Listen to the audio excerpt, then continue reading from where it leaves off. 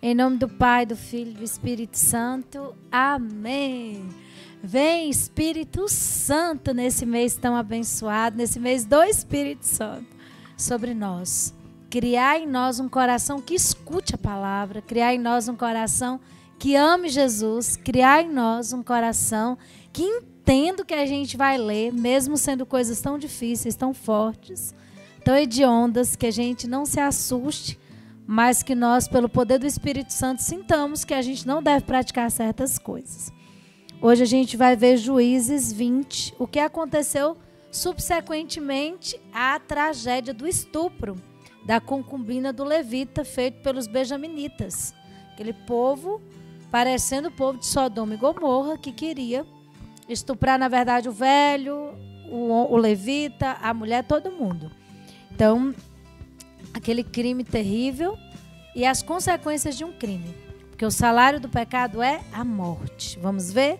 Capítulo 20. Começa uma guerra entre irmãos. As 11 tribos de Israel contra a tribo de Benjamim. Uma terra fratricida, terrível, de povos irmãos que estão brigando por conta do crime feito. Olha bem.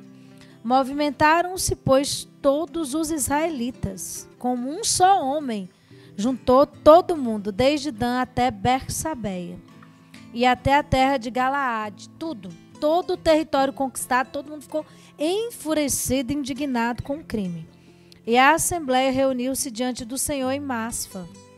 Os chefes de todo o povo e todas as tribos de Israel apresentaram-se diante da assembleia do povo de Deus. Havia 400.000 homens de pé, armados, com a espada.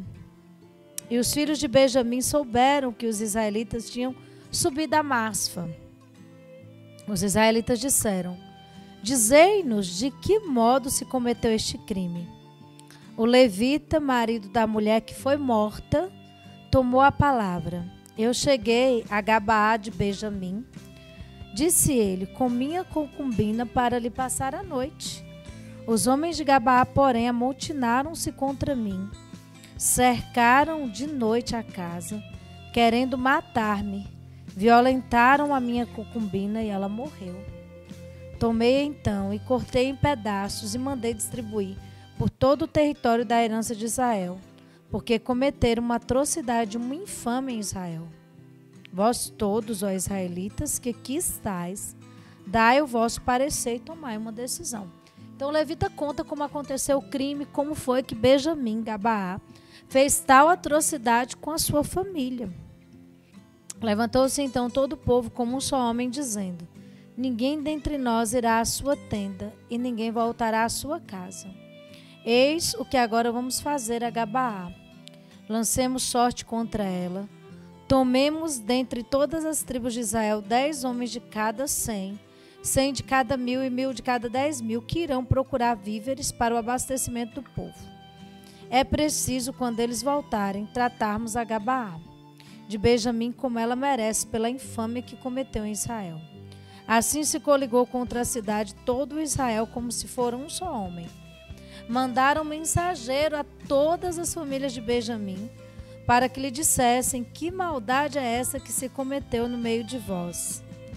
Entregai-nos sem demora os celerados de Gabaá, para que os matemos e tiremos o mal do meio de Israel.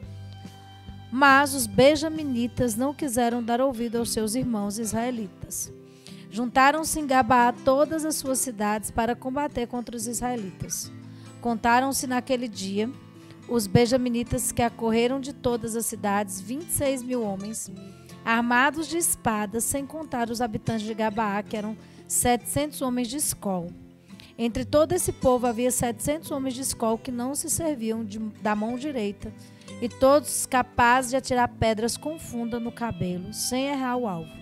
O número de israelitas recenseados, excluindo Benjamim, era 400.000 armados de espada, todos aptos para o combate. Os israelitas subiram a Betel para consultar o Senhor. Perguntaram: quem de nós subirá primeiro para começar a luta contra os benjaminitas? O Senhor respondeu-lhe: Judá será o primeiro a subir. Partiram os israelitas no dia seguinte pela manhã e acamparam perto de Gabaá. começaram o combate contra os filhos de Benjamim, puseram-se em ordem de batalha perto da cidade.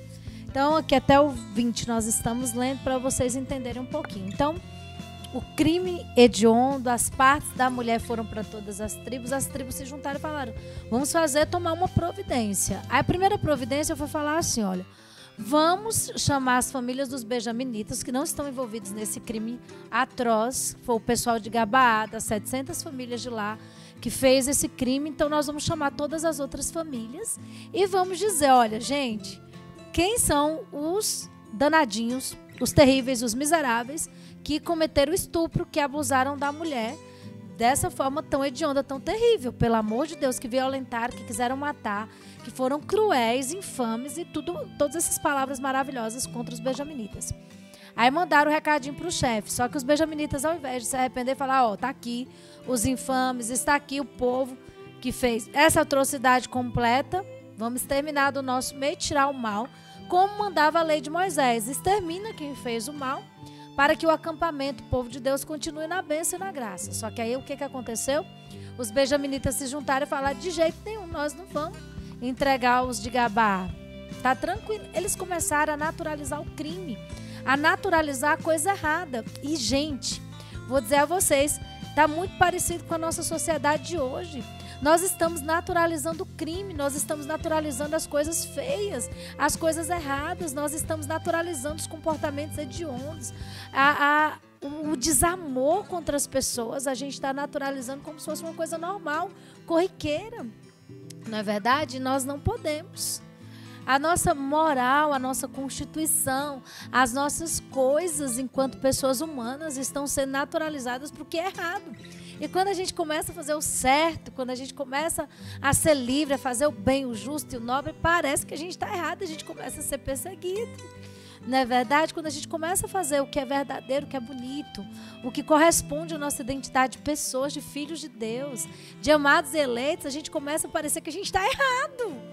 E o que está errado vira certo, o que está certo vira errado. Os nossos valores estão invertidos, a nossa moral está invertida, a nossa dignidade, a nossa justiça está completamente invertida. A gente está completamente assim, desorientado, desordenado, enlouquecido, ensandecido nos nossos comportamentos, nas nossas atitudes, nas nossas falas, no nosso modo de se comportar, de se relacionar com as pessoas. E a gente precisa mudar, a gente precisa melhorar. A gente está numa degradação, ou seja, sucumbindo, enterrando tudo de lindo, de próprio, de maravilhoso, que é ser gente, que é ser pessoa, que são os níveis elevados de amor, que são as atitudes nobres, que são as atitudes de comunhão. A gente está ficando desumano, a gente está ficando animalesco, a gente está ficando sem senso de realidade. É uma coisa terrível. E aí começa com Judá combatendo, Judá é abatido por Benjamim, depois vai outra tribo que também é abatida, enfim, aí eles se reúnem, realinham, armam emboscada aos benjaminitas, destrói os benjaminitas, passa o fio da espada, quase toda a tribo de Benjamim, foge uma galerinha para uma montanha, para uma gruta, uns 400 homens, foge mais ou menos, um punhadinho de homens de Benjamim sobra, a tribo é quase que completamente exterminada, e aí o povo de Deus, né, começa a destruir geral o povo de Benjamim sem dó nem piedade. Então os irmãos, que são do mesmo povo, nascido do mesmo pai, com as mesmas promessas, a mesma aliança, a mesma graça, se comporta de forma... Não tem nem palavra para descrever a forma como a tribo de Benjamim se comportou. Que ruindade, que infâmia, que maldição, né? Então o povo toma providência. E aí os irmãos quase que perdem uma tribo e eles ficam muito tristes. Poxa, a gente é 12. As 12 colunas, os 12 povos, as 12 tribos. Enfim, a gente vai ficar só com 11. Benjamim é o filho caçulo, o filho de Raquel, o filho querido, o amado, o da mesma mãe, do mesmo pai, irmão de José. Uma história linda que vai ser desfeita por uma atrocidade, por um pecado, por uma coisa muito terrível. Não dá para ser assim, né? Mas amanhã a gente vai ver direitinho como é que fica. Mas o que aconteceu é que incendiou a cidade, tomou tudo e Benjamim ficou sem lugar. Então pensa aí um pouquinho, que pecado, que atrocidade, que briga eu causei, que fez uma divisão tão grande entre irmãos. Que coisa amoral, violenta e totalmente inescrupulosa, eu estou aceitando como certa, como correta na minha vida.